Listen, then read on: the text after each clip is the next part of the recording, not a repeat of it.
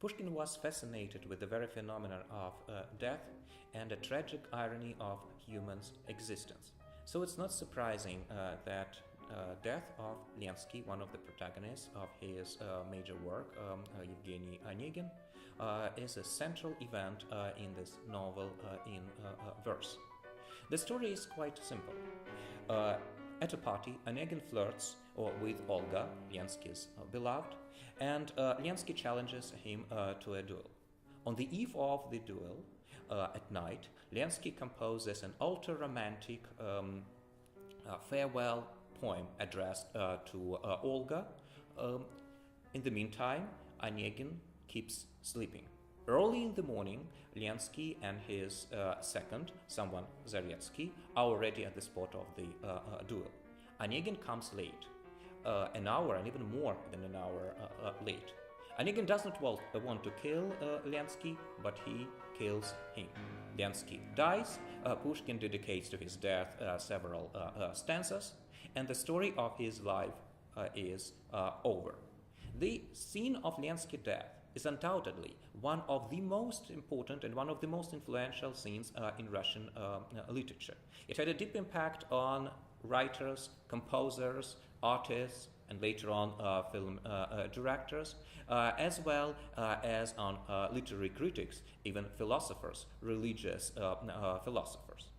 There were two lines of reinterpretation of the scene in Russian culture.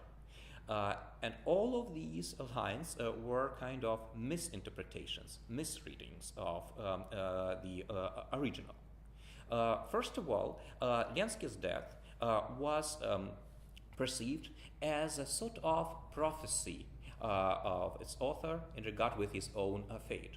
As is well known, in 1837, Pushkin challenged his adversary, Dantes, to a duel to protect his wife's honor, and he died 2 days later. At the day of his death, another young poet and the future heir of the Russian Olympus, Mikhail Lermontov, wrote a powerful invective against those whom he blamed in Pushkin's death, the foreigners and the aristocratic clique. The poem was called The Death of a Poet and immediately became a canonical work for the particular issue. Let me quote a stanza which connects Pushkin's fate with the fate of Pushkin's own character. He's slain and taken by the grave, like the unknown but happy bard, victim of jealousy wild, of whom he sang with wondrous power, struck down like him by an unyielding hand. Therefore, the parallel was established and had numerous echoes in Russian literature and arts. Lermontov himself was killed in a duel before he was 27, so he contributed by his own death to this myth of a premature death of great Russian poets. So this interpretation, as I mentioned, was very powerful, and it still is around. Secondly, Lensky's death at the expense of Pushkin's wise irony was elegized, melodramatized, and in accordance with the romantic concept of the premature death of a young poet, was presented even in Tchaikovsky's opera. This interpretation takes Lensky's death very seriously. This is the death of a youth who was destined to play a very important role in poetry. This is the death of the future Goethe or Schiller. This is a tragic death because of unfulfilled potential of this young poet. Both interpretations are valid, and both are misinterpretations of Pushkin's scene. What Pushkin did, he created a very ambiguous, ironic, sad, and with a grain of salt portrayal of death of this young man.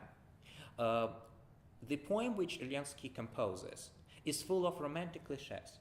This is his poem, But Pushkin, the narrator, is already here and represents the poem almost as a parody, as a self-parody. The death of Lensky is definitely tragic, but Pushkin predicts two possible futures for Lensky. The first is he could have become a great poet like Goethe or Schiller, but it is equally likely that he would have become just a sentimental landlord, and this is a lot of many genius young men who never realized themselves. So this ironic twist, this ironic vision, bifurcated vision of the character, is specifically Pushkin's trademark, which is missing in many other interpretations, reinterpretations of the death of his character. And there is one more thing which Pushkin created in this chapter, and which is missing from the future interpretations of the poem. The theme introduced by Pushkin in the very epigraph to chapter 6. This epigraph is from Petrarch, an Italian poet. It is in Italian, and in English translation it is as following.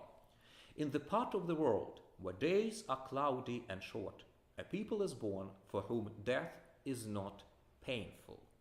It's really strange why Pushkin chose this particular epigraph for the story of a death of a young romantic poet.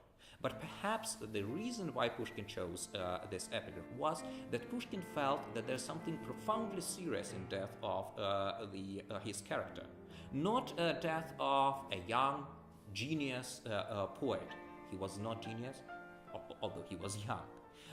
This is the useless death of a young Russian enthusiast who has numerous dreams, who perhaps has a potential, maybe it will never be realized.